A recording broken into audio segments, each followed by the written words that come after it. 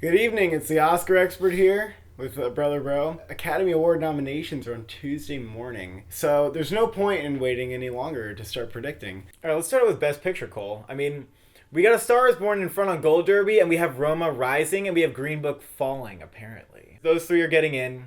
The Favorite, Black Klansman, Black Panther. If you don't think so, shut up, go home. Vice, which hasn't been received well, but has been getting like director nominations everywhere. So why do we think this? Why wouldn't it be getting nominated? Beale Street at number 8, which got snubbed for the PGA, but that's not as important as if you remember the movies that they've snubbed historically, including Room, Phantom Thread, Philomena, Darkest Hour. Well, every year they'll probably snub something. It's on average, it's one movie. We have Bohemian Rhapsody number 9. I think that is too low because this movie I have at number 4 is getting nominated for sure. I just think it's getting nominated. I mean, I would say if anything's on the edge, it is Beale Street. Like, sure, it's probably getting in. I'm still going to have it at number 9. But if there are 8 slots, I don't see it going to Beale Street. But then, you've got your outside shots, obviously. What's in the basket? So we got First Man, which has been doing really shitty, but could make a weird surprise comeback. Who knows? Like, they might just not forget about it. It might not be as forgotten as we think. We don't know. Mary Poppins Returns seemed like it was doing really well for a second. Like, right before it came out, it was at its peak. And then everyone was like, oh my god, it's going to be so good. And the reviews came out, and they're like, fine. And then so people were kind of cooled on it. It didn't make an insane amount of money. Talk to people on the street, like nobody's like rushing out to see this movie who's a film buff. It just registers as another commercial Disney movie to people. So it didn't get nominated for the PGA. Yeah, that was the nail in the coffin. I think that kills it because that movie has to be nominated for PGA if it's coming out for Oscar. I mean, come on. So I was pretty worried about Mary Poppins for a while. But not anymore. I would say A Quiet Place is in the basket because that has been getting a lot of stuff. Yeah, it's in the basket, but it's deep in the basket. It's deep in the basket. And then you go deeper into the basket, you have like Crazy Rich Asians. No, that's not going to happen. Can You Ever Forgive Me? 8th Grade. Like, I don't think those are just... I just don't really see any of those happening. I would put First Reformed in the basket, but again, I see this top 9 being real strong. All right, Best Director, you've got a clear top 6, and it's getting really hard to figure out who's going to snub. So, Cuarón's going to win. Cooper's a lock. Spike Lee getting so many nominations that he's a near lock. I mean, that would be really strange if he was snubbed at this point. And then you've got Peter Farrelly and Adam McKay, and this top 5 was the Golden Globes 5 for director, and they were the DGA's top 5 for director. So why would you bet against that top 5 at all? Well, it's because Yorgos Lanthimos, director of The Favorite, one of the biggest contenders of the year, was snubbed for both of those. It's still kind of hard to imagine that with all the style of The Favorite, that Yorgos isn't going to get a director nomination. So a lot of people are saying, maybe McKay's going to miss the cut, Farrelly's going to miss the cut, because they think Yorgos is still going to get in. Adam McKay has a lot of style, but this movie's not like his best. I don't know. At the same time, Adam McKay hasn't missed a beat. So if I pick the DGA top 5, I'm guaranteed at least 4 out of 5, so there's not a huge loss there. The Oscars sometimes snub a director that you think is really in, like last year when they didn't nominate McDonough for 3 Billboards, or even Ben Affleck for Argo. This is a wild category for the Oscars in particular. They'll nominate someone who the DGAs and nobody else really nominated. Paul Thomas Anderson. I mean, who saw that coming? It's a wild category. It's the Wild West in the directors category of the Oscars. Is Ryan Coogler or Barry Jenkins getting in for their movies? They haven't been, so why would they? They just haven't been. It didn't even get one of the 7 Critics' Choice. I mean, it'd be safest to go with DGAs because in all likelihood, you're going to get 4 out of 5. And if you're playing for just getting a really good score, then why not do that? And then you don't really risk being wrong. You have 4 out of 5. Best Actress. So don't bet against this top 4. Glenn Close, Lady Gaga, Olivia Colman, Melissa McCarthy. They all have not missed a beat. Number 5 is anyone's game. The basket. Let's talk about the basket. So there's like 5 people in the basket. Emily Blunt's in the basket for Mary Poppins. She's got the SAG nomination. That's a big deal. She got Critics' Choice, Golden Globe, even though it's a comedy musical. So she's been doing pretty well for herself. With Mary Poppins going like this after it didn't get the PGA nomination, what's happening with Emily Blunt? We don't know what's happening with Emily Blunt. We don't know if people care anymore. She didn't get the BAFTA either. Honestly, she's probably the safest person to put into your 5th slot. Next, let's talk about Yalitza. Yalitza only got Critics' Choice.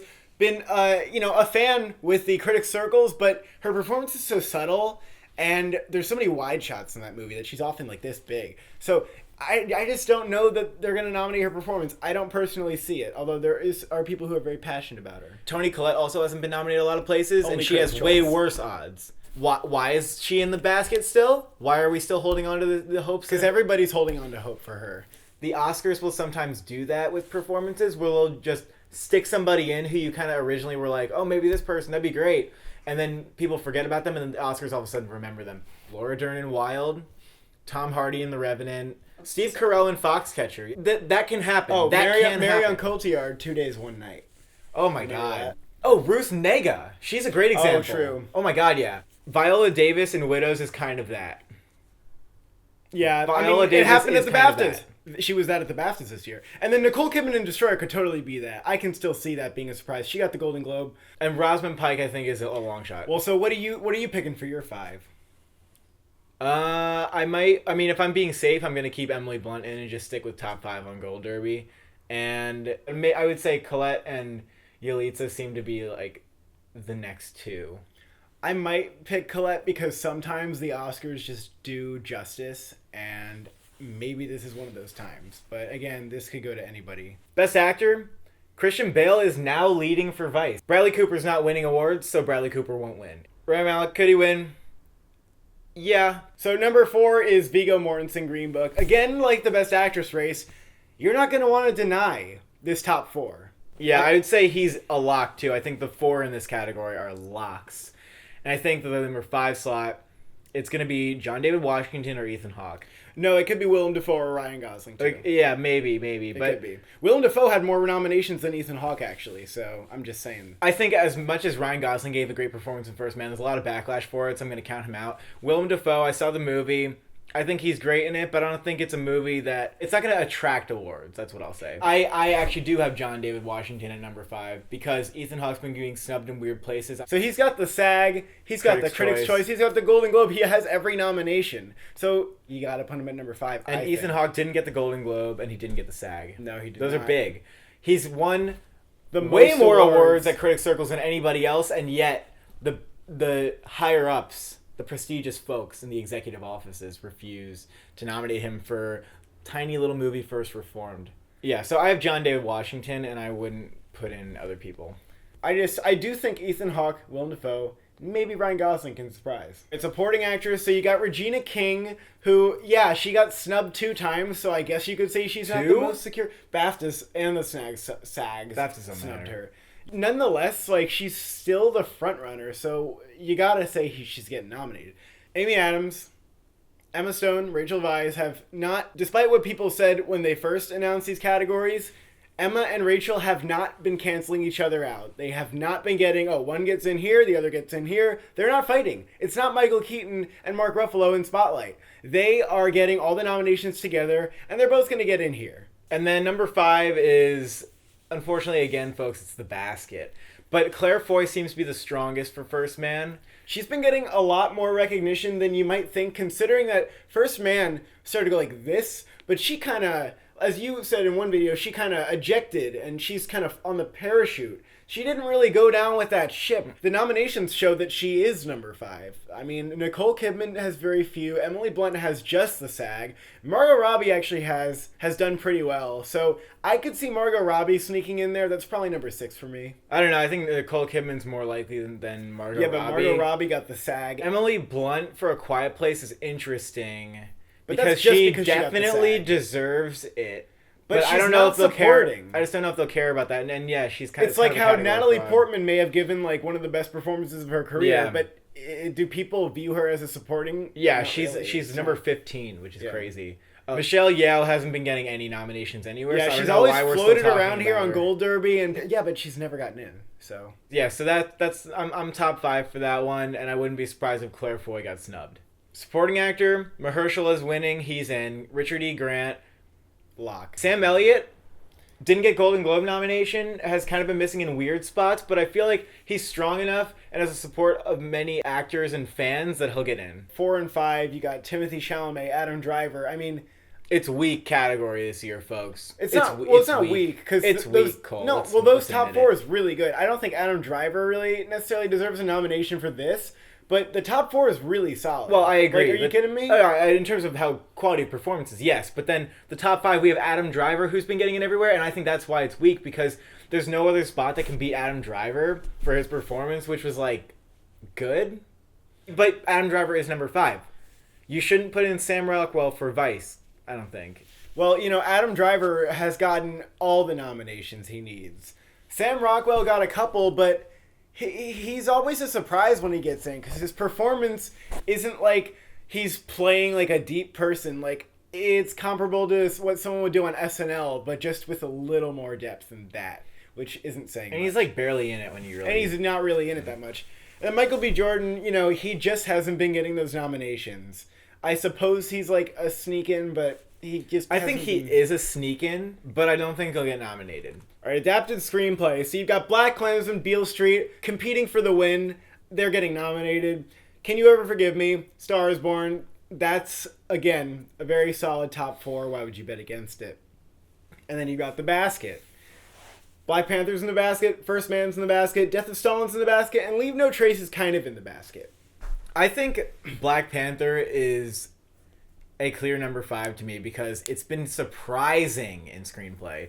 However, I don't think Black Panther has an amazing screenplay, so they could put in something else. But it's the safest But it did, pick. it got Writers Guild. It has been getting those nominations. Yeah. It got Critics' Choice. But will the Oscars care about the screenplay? I mean, they nominated Logan last year, but that was due to the fact that A, Logan had a better screenplay than Black Panther, and B, that category was absolutely empty. I think that Death of Stalin might get in here, because the director's last movie got a screenplay nomination and nothing else. It has actually been getting some nominations for screenplay. I think that even though Death of Stalin hasn't been getting a lot of these nominations, it still could sneak in here, because the Oscars tend to actually lean a little more artsy and highbrow than other awards, I would say. I mean, I'm not surprised that the WGA nominated Black Panther, because they lean towards the superhero movies. I would say, yeah, Death of Stalin has a chance here because maybe the writers want to say, we want to honor really great writing, and so we're going to nominate the movies we think have the best writing instead of just voting for the movies that they like the best, like Black Panther. That's why that would get in. First Man would be a surprise because it's just not getting in for those other categories. Yeah, I don't think that's So in why would at it get all. in for screenplay and nothing else? I do not think that's going to And then Leave No Trace would be like, a lot of people would be very happy about it. It does make sense on paper, but Leave No Trace just hasn't been registering with the major awards. Sure, it's getting a lot of attention in those critics circles, but it just hasn't like hit, BAFTA, Critics' Choice, SAG territory. So I don't really see that getting in. I think it's Black Panther or Death of Stalin. Original screenplay, the favorites number 1, Green Book has been winning the awards. I don't support that, but nonetheless, that's what's happening. Roma, because Roma. Vice, because if it gets in picture, it gets in screenplay. Number 5 is, I guess it's First Reformed, Cole. Well, here's what happened. Number 5 was 8th Grade a week ago, before the Critics' Choice gave it to First Reformed, because First Reformed was just not, it didn't even get the WGA. The WGA nominated 8th Grade and not First Reformed. There's a disconnect between the guilds and the Critics' Choice this year. I mean, one of them loves Bohemian Rhapsody, the other one doesn't nominate it. So, which side are the Oscars on? Because First Reformed definitely divides those lines. Are they going to nominate Ethan Hawke? Are they going to nominate the screenplay? I think that the fact that it won the Critics' Choice means that a lot of people might be putting it as their number 1s. It's hard to tell whether First Reform will be shut out or actually receive 2 nominations. It's just hard to tell. Or 1. They could just honor it in screenplay, and that would be nice enough. 8th Grade is definitely possible. It would be unfortunate, because it might get snubbed. Quiet Place could sneak in. That'd be kind of weird. Because it had no dialogue, so maybe people were wanted to honor it because it has no dialogue and the screenplay was kind of cool. I don't know. Other than that, I don't really see anything in here. Bohemian Rhapsody is not getting nominated for screenplay. Despite the fact that it might get some surprise nominations, not screenplay. Cinematography. So you got Roma, which is winning, absolutely, obviously. It's black and white's winning. First Man, which I think deserves to win. That's just me. The favorite, great cinematography getting in. Star is Born, big contender, great cinematography, getting in. And then, number 5 right now is Beale Street, which is falling as Cold War is going up. You notice that? By the time right before the Oscars, I think they're going to switcheroo. I mean, because that's what I have. Cold War is that black and white that they like. They nominated Ida out of nowhere. Did the ASCs happen? Yeah, they nominated Cold War instead of and Beale that's Street. yeah, that's why. Yeah, I think that's it's because they happen, nominated everything, all this 6, but without Beale Street. It's unfortunate, right? Because Beale Street's a beautiful looking movie. They just love their black and white. They can't get enough of it. One movie's not enough this year. Costume design. So the favorite, Black Panther at the top. I think Black Panther has now claimed those awards. Costumes, production design, the same way Mad Max did. That's what I think. So those two are getting in. Then Mary Poppins, also Sandy Powell. The favorite and Mary Poppins are both Sandy Powell. And they're both getting nominated. Mary Queen of Scots, looking like a lock. Been getting a lot of nominations. You think that's a lock? Yeah, I think it's a lock. I don't see why it wouldn't be. Bohemian Rhapsody is almost looking like a lock to me. I have Bohemian Rhapsody as well. I think that's looking like a lock too. That's going to be one. It has some good, it has some cool costumes, some crazy costumes. They're very entertaining. Critics' Choice, got fun. Costumes Guild. I don't see why that wouldn't get nominated because people apparently love that movie, and That's the top 5, I think. yeah, I don't really think anything Fantastic Beasts. People just don't like it. Best film editing. Roma's number 1, and I'm not sure why it's number 1. I don't think it'll win editing. It's like how Boyhood was number 1. It was like, oh, it's winning Best Picture, it's winning editing, and it's like, yeah, but it's not. And then Birdman also, people were like, editing, and then they didn't even nominate it because they were like, but we don't understand how this is editing because it's long yeah, takes. but that's what I'm saying. Is like, the Oscars not vote for the one that has the most editing. Dunkirk, Hacksaw Ridge won. First Man has a lot of goddamn editing. It's very obvious editing, and it's great editing. So that's going to win. It's getting nominated. Then you got Star is Born, which is looking like a lock. I mean, there's lots of, good editing choices in this movie, especially the concert scenes. The favorite, I wouldn't call a lock because while that movie has like very good editing and some scenes it is showy, it's also a movie that's like not mandatory for editing, I guess. So that could get snubbed. And then Vice, the most editing ever. So that's getting nominated. I think Vice should be number 4, and then Favorite should be number 5. No, Justin. Look at this right here. What is Bohemian Rhapsody? Bohemian Rhapsody is going to take out the Favorite. Bohemian Rhapsody, I'm so sorry. I'm so it's going to take out the Favorite too. Bohemian Rhapsody, a lot of people are going to criticize the editing because it's really weird and like kind of wonky in some places, but it worked for me, and I totally just see it getting nominated. It has a lot of editing. I mean, concert scenes like A Star is Born, and guess what else? The movie is going to be liked a lot by them. You can feel it. They liked Extremely Loud somehow. It got the Eddie nomination. That's the Editors Guild. And then it got the BAFTA nomination for editing too. So it's actually getting the nominations it needs. Absolutely. I think that Bohemian Rhapsody is in. Especially over like Favorite Black has to go down. Black Panther. The Favorite has to go down. Makeup, Vice is winning. Vice is getting nominated. Black Panther is getting nominated. Could win, but Vice will win because they made Christian Bale into Jake Chaney. Mary Queen of Scots or Bohemian Rhapsody or Border. I mean, anything could surprise in this category, honestly. So I'm predicting Border because the last 2 years, they nominated a European movie for this. So this would be very much along the lines of that trend. Man Who Jumped Out the Window or whatever, and then A Man Called Ove or something.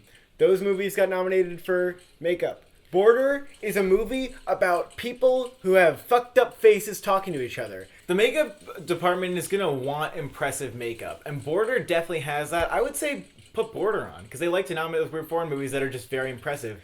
And Mary Queen of Scots, I feel like...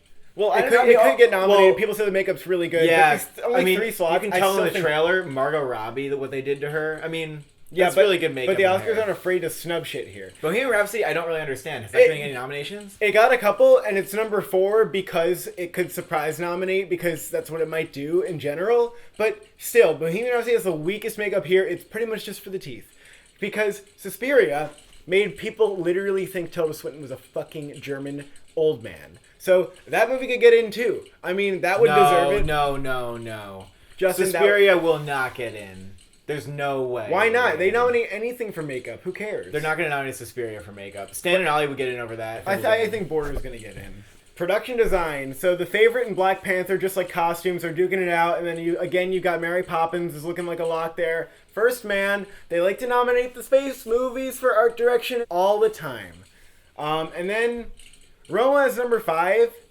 Is a little more of an artsy pick. Not like the extravagant period movie that often gets in here, but this category is kind of weak. I think Roma will get it. It has nominations. It has an interesting story behind the art direction that I think the art directors will appreciate, and they'll like that the movie feels so immersive. So I feel like Roma will get it. It has a lot of little details too, and like the street scenes and everything. I think that's all art direction. Don't believe Star is Born for 6. That's just Who is that? That's just people who think it's going to get nominated for everything, but why would it get production design costumes? It won't. If Crazy Rich Asians gets one nomination, it's probably this, but I don't think it will get any nominations. Mary Queen of Scots seems like it would get nominated, but it hasn't been. Mm-mm. It has not been. It's been getting snubbed where it needs to get nominated, so that's not going to happen. Best score, First Man will probably win. It's been winning a lot of awards. It's almost surprising because you think maybe they give it to Beale Street for Nicholas Britell, who's never won an award for a great score. He still might win, though. I think. But no, and that's number 2. Although it wasn't nominated at the Golden Globes, disgracefully. But First Man wasn't nominated at the BAFTAs. That doesn't. Who the fuck cares about the BAFTAs? I know, I'm just saying. Who the fuck cares about the BAFTAs? Black Panther had a really good score. I don't know why that wouldn't get in. That was very cool. Mary Poppins, very classical score. Big overture. Reminded people of old movie musicals. Why wouldn't you nominate that? I think they're gonna like that. Number 5 and on is weird because you got Isle of Dogs. Isle of Dogs has been happening a lot, and it is happening. And the movie, the score was the best thing about it.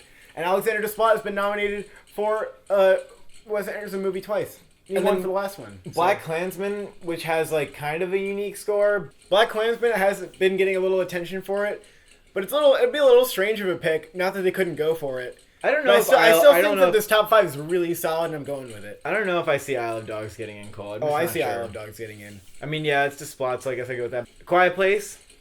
Not gonna happen. It was a Golden Globes thing and nothing else, and that happens at the Golden Globes. I think you can't take what they're saying too seriously, especially when that hasn't really repeated. But A Quiet Place, it could, I suppose. And this is a short list, if I'm not mistaken. It is a short list. Annihilation got shortlisted. That's nice. I would freaking hope so. Yeah, that would be really. Have any that would be so amazing. I will cheer if that happens. I will be so happy. Yeah, I agree, but it doesn't have a chance. Buster Scruggs, who knows? I think maybe Buster Scruggs can sneak into one category and surprise. Maybe. What will it be? Who knows? Maybe it won't do anything. Probably not. Best song. Shallow winning, everyone knows that. All Stars, Black Panther. Big Lock, everyone knows that. All Fight RBG, which is Jennifer Hudson. So that's why people think it's getting nominated. I think it got a couple nominations so far, but not a million. The Place Where Lost Things Go is considered the more likely Mary Poppins song. And then you got Triple Little Light Fantastic. I guess they could nominate either or. I don't see them nominating both, because the Golden Globes didn't even nominate one of their songs. Then you got Girl in the Movies from Dumplin', which got nominated at the Golden Globes and the Critics' Choice, which is a big deal. So that could get in, but it's kind of weird, and I could see it being left off. Revelation Boy Erased. Why is this 7? Why is it 7? This should be number 3. I'll tell you why it should be number 3. It has the most nominations. If you go on IMDb and you look at how many nominations this one has, it has the most nominations out of all of them except for, I'm sure, Shallow and All the Stars. So I think that's number 4. That's how likely I think that is.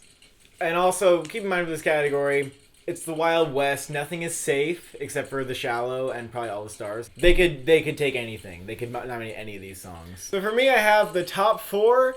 And then I put in Revelation. Sound editing, obviously First Man, obviously A Quiet Place. Black Panther, probably, yeah. A Star is Born is, I guess so. No, but it's not sound editing. A Star is Born is sound mixing. The only reason it could get nominated is because the Oscars fucked up when they nominated La La Land in this category just to nominate it, because they couldn't tell the difference between editing and mixing. La La Land didn't really have sound editing. It had so little sound editing that at the awards ceremony, they had to show a clip of them beeping their horns because there was just no sound editing in the movie and they fucked up. So could they do that with A Star is Born?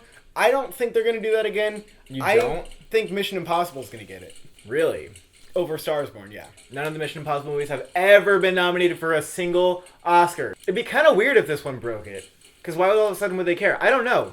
It's hard because it's the best one, and what else is going to get nominated? Roma is going to get nominated because it has such a unique sound and a unique place in this category. And people talk about it, too. Yeah, and I think it deserves it. But it's not going to get mixing. I'll show you why. Yes, it is. No, it's not. Watch, go to mixing, and I will tell you that it's not getting mixing. Do you disagree with anything there? A Star is Born, First Man, Black Panther, Quiet Place, Bohemian Rhapsody. I would put Black Panther number 5 and say that maybe that doesn't get it. Yeah, it would. I'd say maybe it doesn't get it. I don't know.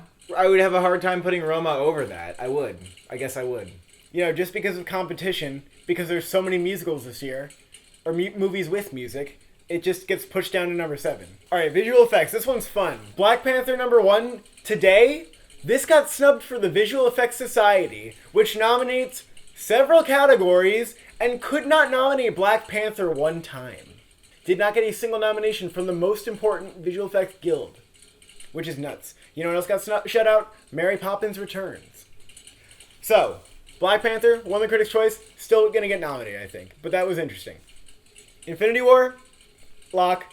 Ready Player One, I'm not going to say it's a lock, because sometimes they snub shit like Pacific Rim and Godzilla, just like big shit they don't like. But I think Ready Player One's not the same, and it's going to get in. And we also know that it was extra impressive because of how many characters they created for the movie.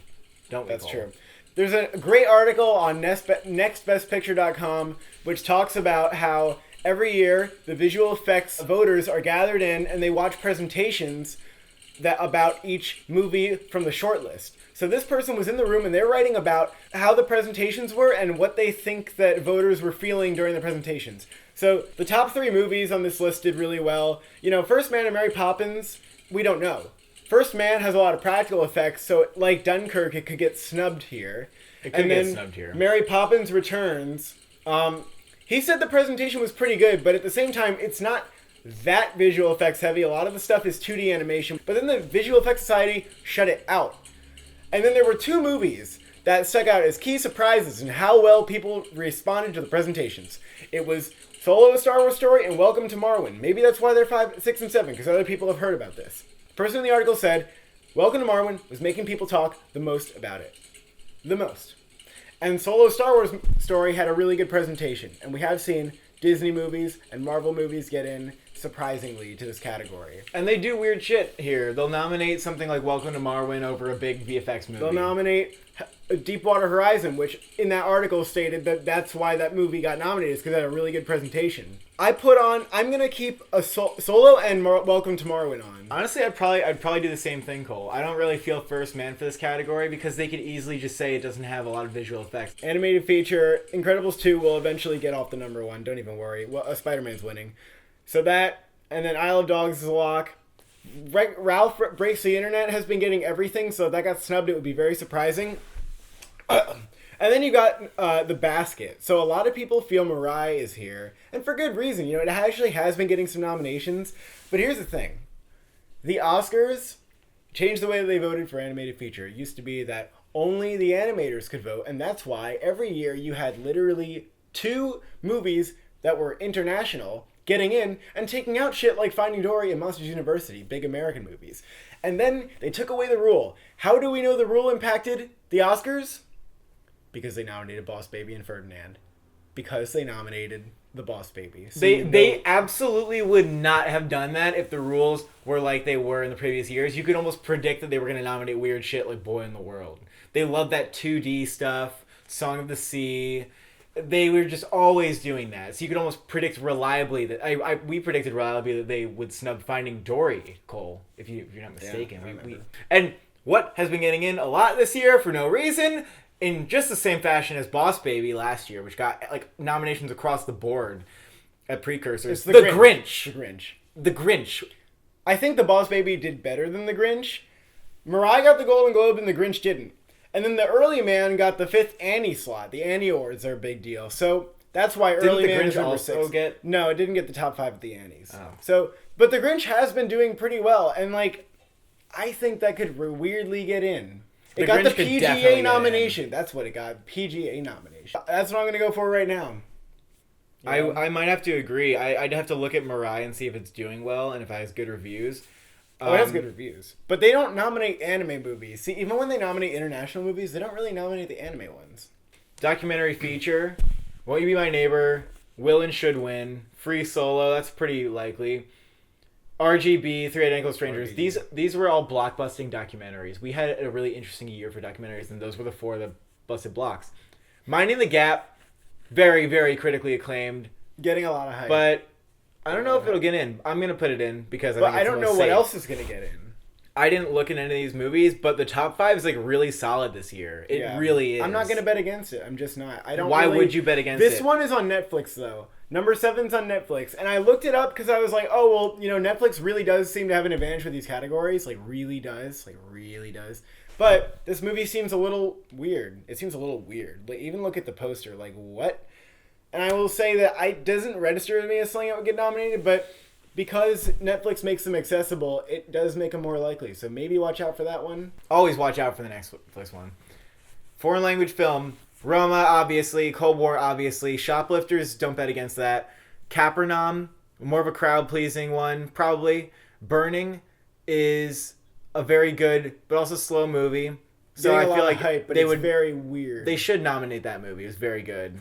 And I don't know what any of these are other than that, so why would I put them on? Look, unlike a lot of years, the Oscars did a really good job with their documentary and foreign shortlists. I want the top 5 to happen here. Could something else happen? Yes. I'm just not going to bet against that. So best animated short, you can, pick the top 5 on here, and for every category, and you'll probably do pretty well. I got a couple things on my list that deviate from the Gold Derby's top 5, and that's because I tried to look up stuff on Letterboxd and other people's lists to see what other people are thinking, not just Gold Derby.